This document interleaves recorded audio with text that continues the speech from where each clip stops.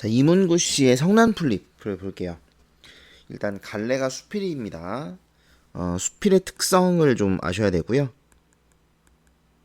수필이 뭐 여러 가지 특징이 있지만 제일 중요한 것은 글쓴이의 가치관이 드러난다는 겁니다. 가치관이 드러난다. 또 뭐 개성도 드러나죠. 그 다음에 두 번째, 그 다음 뭐 이제 자유로운 형식.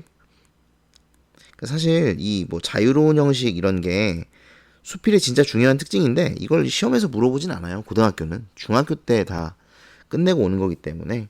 그래서 고등학교에서 중요한 것은 이제 글쓴이의 가치관이 드러나고 개성이 드러나고 이 글을 통해서 글쓴이가 드러내고자 하는 것은 무엇이며 어떤 개성이 드러나고 있다. 뭐 이런 게 이제 중요하죠. 그 다음에 교훈을 주고자 하거나 교훈이나 깨달음을 주는 글이기도 합니다. 물론 아닌 경우도 있어요. 아닌 경우도 있는데 대체로는 교훈과 깨달음이 드러나게 되고요. 이 성난풀립이라는 작품도 마찬가지입니다. 그 다음에 일반적인 특징 조금만 더 해보면 비전문적인 글이다. 누구나 쓸 수 있어요. 제가 이거 항상 학생들한테 이야기할 때 너희도 쓸 수 있다. 사람들이 읽어주지 않을 뿐이다. 그렇게 얘기하는데 어쨌든 비전문적인 글입니다. 그래서 누구나 쓸 수 있어요. 여러분이 쓰는 일기 이런 것들도 이제 수필에 속한다고 볼 수가 있거든요. 그 다음에 본문을 한번 볼게요. 제목을 보니까 성난 풀립, 풀립이 의인화되어 있네요. 그렇죠? 그런데 화가 단단히 난 뭐 그런 풀립인가 봐요. 내용을 한번 보시죠.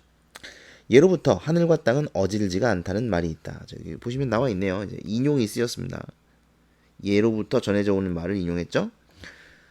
온갖 생물을 낳고 기르면서도 그 생물들 가운데 어느 것을 편들거나 어느 것을 떼치거나 하지 않고 자연에 그대로 맡긴다는 뜻이다. 자, 어질지가 않다 라는 말이 뭐다? 이거예요. 자연에 그대로 맡긴다. 이 뜻이래요. 같은 뜻.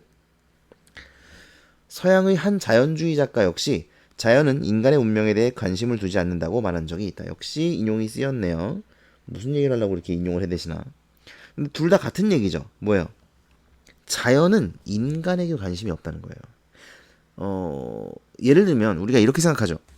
옛날 사람들은 뭐 하늘에서 번개가 치면 하늘이 노하셨다. 인간이 뭘 잘못했다. 이렇게 생각을 했단 말이에요. 굉장히 인간 중심적인 생각입니다. 예? 그러니까 인간들은 다 모든 게 인간 때문이라고 심지어 나 때문이라고 생각을 해요. 예. 뭐가 이렇게 되면 혹시 내가 이렇게 해서 내가 잘못해서 내가 이렇게 해서 벌을 받나? 뭐 이런 식으로 생각을 한다는 거죠. 아닙니다. 예, 아니에요. 자연은 그저 자연일 뿐이죠. 그걸 이야기하는 거예요. 그래서 자연은 자연 그대로 맡기는 거다. 하늘과 땅은 생물이 태어나게 두고 그냥 자연 그대로 맡기는 것이다. 뭐 뭔가를 막 이렇게 주관하지 않는다는 거예요. 또 이 작가도 이야기한 게 자연은 인간의 운명에 관심이 없다는 거예요. 예, 그냥 자연은 그냥 자연의 길을 갈 뿐. 인간에게 관심이 없다. 번개가 치는 거 인간 때문 아니야. 이런 말인 거죠. 자, 이를테면 큰 잉어가 어린 붕어를 먹고 큰 붕어가 어린 피라미를 먹고 피라미가 어린 송사리를 먹고 송사리가 어린 생이를 먹고 살더라도 말리지 않으며. 자, 인간들은 뭐 그런 얘기 하잖아요. 이렇게 뭐 너무 어린 것을 잡아먹으면 안 된다. 그래서 뭐 풀어주고 뭐 이런단 말이죠. 근데 자연에서는 그런 거 없단 말이에요. 예, 큰 잉어가 어린 붕어 먹고 붕어는 어린 피라미를 먹어요. 예, 그럼에도 불구하고 말리지 않는다는 겁니다. 그 다음 넓고 넓은 바닷가의 오막살이 집에서 늙은 아비가 고기잡이를 하며 철 모르는 딸과 함께 살다가 배가 뒤집혀 돌아오지 않는다고 하더라도 모두 죄를 낸다는 것이다. 관심 없다는 거예요. 관심 없다. 그러니까 이제 앞에서 한 얘기를 계속하는 겁니다. 자연은 인간의 삶에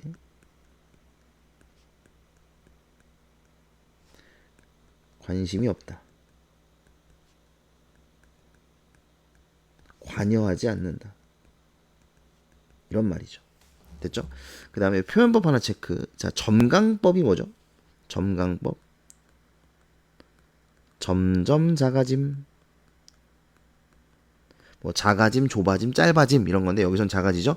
잉어, 붕어, 뭐 피라미, 송사리 이런 식으로 생이까지 점점 작아지고 있기 때문에 이건 점강법으로 볼 수 있습니다.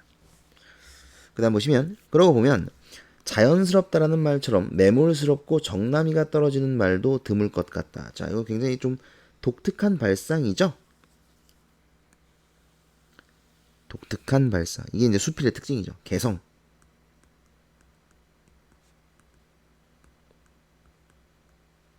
창의적 발상. 그러나 그것은 어디까지나 인간의 이기주의적 생각에 지나지 않는다. 자, 그것이 뭡니까? 여러분, 그것. 바로 이거예요. 자연스럽다는 말이 매몰스럽고 정남이가 떨어지는 말이다. 라는 생각은, 오케이? 이거 이해하셔야 됩니다. 이것은 인간의 이기주의적 생각이다. 응? 그러니까 자연스럽다는 것이 매몰스럽다. 라고 생각하는 건 인간의 이기적 생각이라고요. 그 말입니다. 그 다음 보시면 자연은 인간의 힘을 더하지 않은 채 우주 사이에 저절로 된 그대로 그냥 있는 것이 제 본성이기 때문이다. 그러니까 자연스럽다. 그냥 있는 거. 이거는 자연스러운 거. 그것이 본성. 그래서 자연스럽다는 게 그러니까 자연이 인간의 삶에 관여하지 않고 그냥 간섭하지 않고 관심도 없는 것이 매몰차다? 정남이가 떨어지는 거다? 그렇게 보면 안 된다는 거예요. 여기까지는 그러니까 이제 인간 자연의 본성에 대해 인식했다 그랬는데 제 생각에는 물론 이것도 맞는 말입니다. 맞는 말인데 인간 중심적 사고를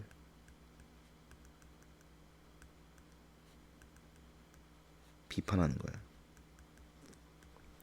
인간들아, 니들은 왜 이렇게 인간 중심적이니? 왜 자연이 꼭 니네 삶에 관심이 있어야 된다고 생각해? 왜 자연에서 일어나는 일들이 다 인간 때문일 거라고 생각해? 아니거든. 관심 없거든. 그리고 자연이 관심 없는 걸 왜 매몰차다고 생각해? 자연이 니네한테 관심을 가져야 돼? 인간 쉐끼들. 뭐 이런 거예요. 인간 중심적인 사고를 지금 이제 비판하고 자연은 자연 그대로 자연스럽게 있는 것이다. 라는 본성을 드러내고 있습니다. 그 다음 볼게요.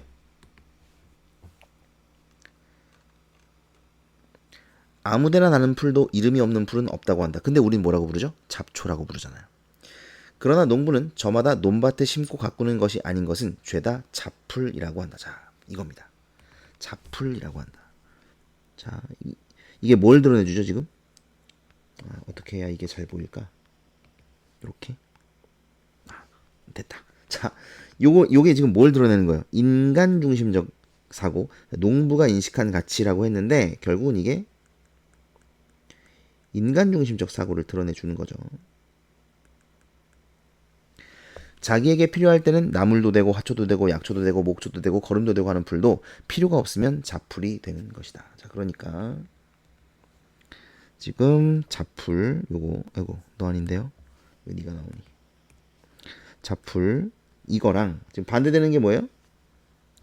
나물, 화초, 약초, 목초, 거름. 이건 이제 다 뭡니까? 인간에게 유익한 것들. 유익할 때 부르는 이름인 거예요. 근데 유익하지 않을 때에는 잡풀이라고 부른다는 거죠. 잡풀로 그치는 것만도 아니다. 논밭에 나서 서로가 살려고 작물과 경쟁을 할 때는 여지없이 농부의 원수가 되어 낫에 베이거나 호미에 뽑히거나 농약에 마르거나 하여 덧없이 죽어가기 마련이다. 다 어떻게 합니까? 잡초. 뿌리까지 뽑아버리죠. 뿌리까지 뽑으면서 뭐라 그래요? 아, 이놈의 잡초는 왜 이렇게 나는 거야 이거? 이렇게 말하죠. 그죠? 그게 바로 인간 중심적 사고라는 거죠. 논밭의 작물은 주인의 발걸음 소리에 자란다는 말을 들을 때 이거는 뭐냐면 주인이 관심을 가져야 더 잘 자란다 이런 뜻이에요. 밑에 나오네요. 많이 나오거든요 이 말이.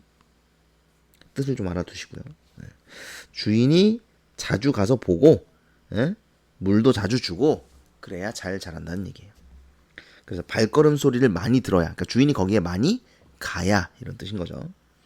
잡풀의 서러움은 그 무엇에 견주어도 성의 잔리가 없을 터이다. 왜? 잡풀에게는 사람들이 관심을 갖지 않으니까요. 그죠? 잡풀을 보려고 발걸음을 하지는 않으니까. 그 다음 보시면 나는 장마 전에 시골집에 가서 자 이제 뭐가 드러납니까? 나의 경험이 드러나고 있어요. 바로 수필의 특성인 체험적이다. 아니, 죄송합니다. 경험적.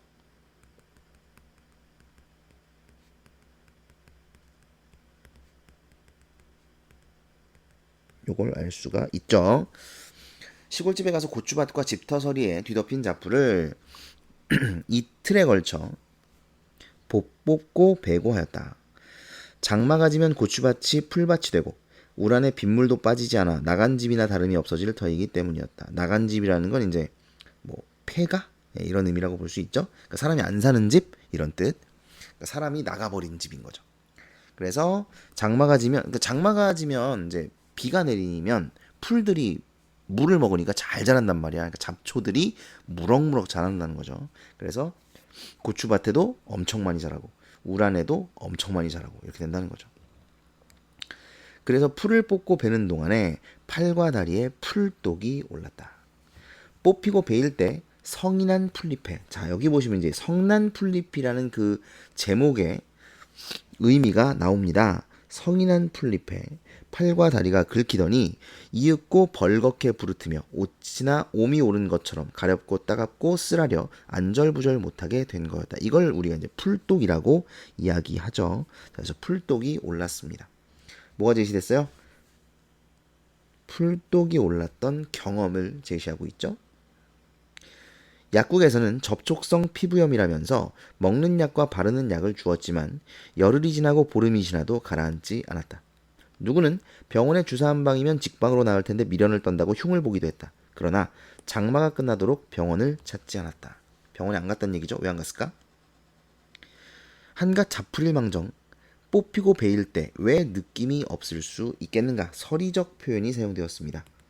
보시면 왜 느낌이 없을 수 있겠는가? 없을 리가 없다는 얘기죠. 느낌이 있다. 당연히 느낌이 있다. 당연한 이야기를 의문형으로 제시했죠. 그러니까 서리법이에요. 항상 당연한 이야기를 의문형으로. 그러니까 잡풀도 뽑힐 때 느낌이 있다는 거죠. 느낌이 있다면 왜 가만히 있을 수 있겠는가? 또 서리법이죠. 가만히 있을 수 없다는 겁니다. 가만히 있지 않겠지. 당연히 풀이라고 가만히 있겠어? 이런 말인 거죠. 서리법. 자연스럽다는 것은 본디 인간의 뜻과 무관한 것이 아니었던가? 풀독은 근달포나 되어서야 자연스럽게 가라앉았다. 됐죠? 자, 그러면 글쓴이는 왜 병원을 찾지 않았을까라는 생각을 우리가 해볼 수 있는데 글쓴이는 이해했기 때문입니다. 풀독을 이해했어요. 그러니까 풀이 왜 독이 올랐는지, 왜 풀이 성이 났는지를 이해를 한 거죠. 그럼 그럴 건 뽑질 마시든가. 뭐 아무튼 그래서 이제 뽑고 났더니 풀독이 올랐더라. 아 이게 풀이 성이 나서 그런 거구나라고 이해를 했고 그래서 이게 자연스러운 것이라고 생각을 했기 때문에 병원에 가지 않았던 것이죠. 여기 보시면 나와 있어요. 그 내용이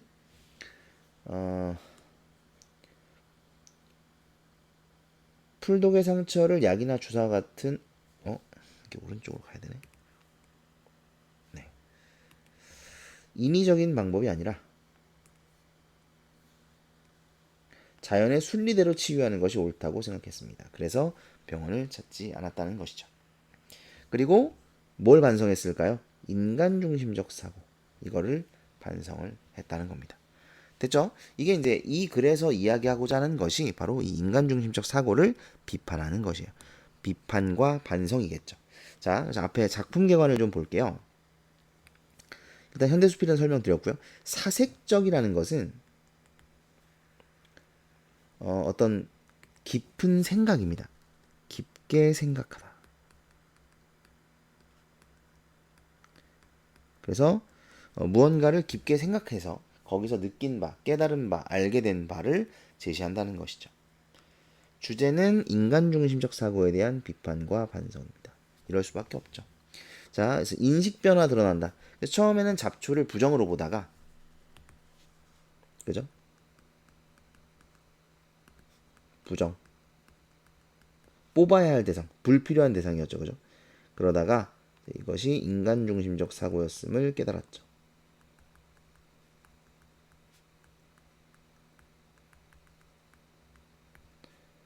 을 반성하게 됩니다. 그 다음에 인용 많이 쓰였죠. 네, 인용. 그래서 인용이 쓰였을 때 얻을 수 있는 효과가 여기 나와 있습니다. 내용을 효과적으로 전달할 수 있다. 그러니까 이제 듣는 사람들이 유명한 사람의 말이라든가 뭐 이런 것을 앞에 제시해 놓으면 좀 더 호기심을 느끼기도 하겠죠. 그리고 좀 더 마음에 잘 와닿을 수도 있고 공감을 유도할 수도 있고요. 네, 이렇게 효과적으로 전달할 수가 있습니다. 됐죠? 뒤에 학습 활동을 좀 보겠습니다. 자, 오봉옥 씨의 등불이라는 시가 나와 있어요. 같이 볼게요. 이렇게 환한 등불 본 적 있나요? 개미 두어 마리가 죽은 나방을 움켜쥐고 영차영차 손잔등만한 언덕을 기어오를 때 공놀이하던 한 아이가 잠시 길을 비켜줍니다. 자, 여기서 이제 이 공놀이하던 아이는 요 아이 개미, 사실 개미는 어떤 존재입니까? 작은 존재죠. 작은. 그냥 사실 아무 해도 없는데 개미가 지나가면 밟아 죽이는 사람도 많아요. 그죠? 그런데 이 아이는 아니면 뭐 관심이 없거나 근데 이 아이는 그 개미를 위해서 길을 비켜준다는 거죠. 그래서 생명을 존중하는 작은 생명이지만 그 생명을 존중하는 태도를 보여주었다는 겁니다. 그래서 그것을 뭐라고 표현한 거예요? 등불이라고 표현한 것이죠. 그러니까 여러분 이 등불은 진짜 등불을 이야기하는 게 아니라 이 아이의 태도에서 나오는 것입니다. 생명을 존중하는 태도를 등불이라고 표현하는 것이죠. 그래서 순간 개미의 앞길이 환해진다라고 표현한 거예요. 이렇게 빛나는 등불 본 적 있나요? 자, 여기 보시면 지금 이 부분 이렇게 환한 등불 본 적 있나요? 이 부분과 이렇게 빛나는 등불 본 적 있나요? 이 부분이 어떻게 되고 있어요? 반복되고 있죠. 그래서 통사구조의 반복이다. 뭐 이렇게 말할 수도 있고요. 또는 뭐 시어의 반복 이렇게 볼 수도 있고 종결어미의 반복 이렇게 볼 수도 있습니다.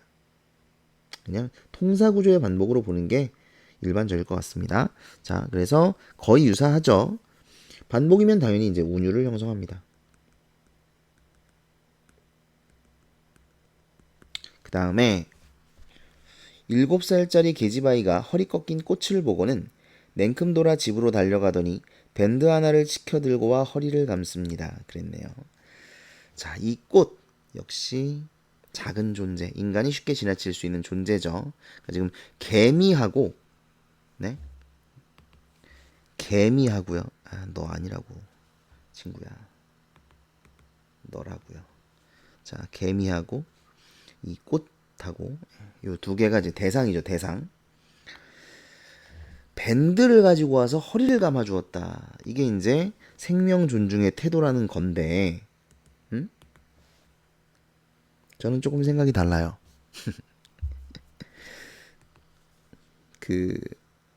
이 꽃이 살았을까요? 여러분?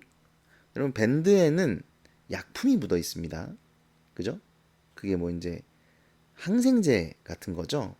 근데 그 항생제가 묻어 있는 밴드를 꽃의 허리에 감았다. 이 꽃이 과연 살 수 있을까? 더 빨리 죽진 않을까? 뭐 이런 생각이 들긴 하는데. 어쨌든 뭐 계집아이의 마음은 아시겠죠? 마음만은 이 생명을 존중하는 태도를 보여준 거죠. 예전에 그 어릴 때 제가 아는 친구가 자기가 어릴 때 이야기를 해준 적이 있는데 그 달팽이 있잖아요.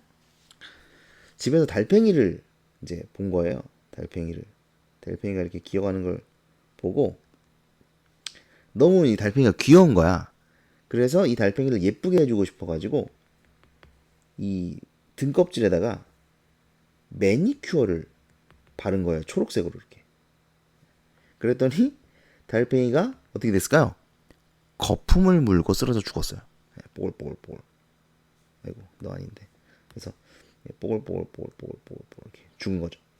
그러니까 이제 얘 의도는 뭐였겠어요? 예쁘게 해주려고 했는 거겠죠. 근데 달팽이 입장에서는 이게 껍질이 아니거든요. 달팽이 그 등은 이게 피부의 일종이라서 여기에 독성이 있는 그 매니큐어를 바르니까 이제 얘가 죽어버린 거죠.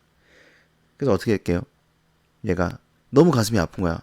갑자기 막 거품을 물고 쓰러지니까. 그래서 울면서 아세톤으로 이걸 지운 거죠. 그러니까 애들은 그럴 수 있죠. 모르니까. 근데 그 아이의 마음만큼은 굉장히 순수했던 것이죠. 어쨌든 그러니까 이 아이도 그래서 생명을 존중하는 태도를 드러내고 있습니다. 꽃이 살았는지 안 살았는지는 모르겠습니다만 순간 눈부신 꽃밭이 펼쳐집니다. 자, 이 꽃밭도 그러니까 뭐예요? 이 꽃밭도 그 등불 덕분에 꽃밭이 펼쳐졌다는 건데 이거는 이제 이 아이의 생명을 존중하는 태도 때문에 그런 것이죠. 오늘 난 두 아이에게서 배웁니다. 자, 나는 화자고요. 배웁니다. 우리는 모두 누군가의 등불이 될 수 있다. 다시 말하면 생명을 존중하는 태도를 보일 수 있다라는 것이죠. 그쵸? 그 다음에 표현 방식을 좀 보면 여기 지금 비읍니다 반복되고 있는데 여기 체크되어 있거든요. 높임의 어미라고 되어 있는데 이게 이제 비읍니다가 반복되고 있어요. 그 다음에 이것은 대상에 대한 존경. 여기서 대상은 아이들이에요. 생명을 존중하는 아이들에 대한 존경심. 그리고 반복됐기 때문에 당연히 운율이 형성되겠죠. 자, 그래서 그 앞에서 했던 성남 플립 여기서도 이제 사실 그게 이제 인간 중심적인 태도를 비판하는 것도 맞지만 자연에 대한 존중을 드러내는 것도 맞거든요. 그런 면에서는 이 오봉옥의 등불과 유사한 면이 있다라고 생각을 할 수 있겠죠. 자, 그런데 여기 지금 중요한 게 하나 있습니다, 여러분. 이 단원에서 여러분이 공부하실 때 보세요. 성남플립을 통해 이해한 문학의 인식적 기능과 윤리적 기능. 자, 이거 배웠어요? 그 다음에 여기서는 인식적 윤리적 똑같네요.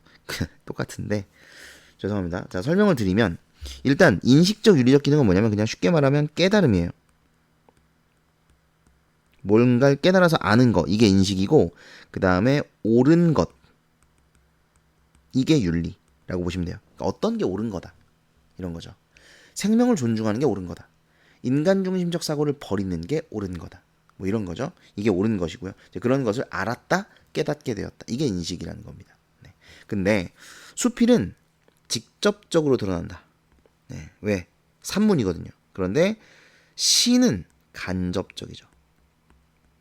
간접적이고 함축적이고 비유가 함축이구나. 네. 아이고 지워져라. 됐죠? 이제 그 갈래에 따라서 비슷한 내용이지만 갈래에 따라서 다른 방식으로 드러날 수 있다는 갈래적인 특성을 이해하시라는 이야기입니다. 됐죠?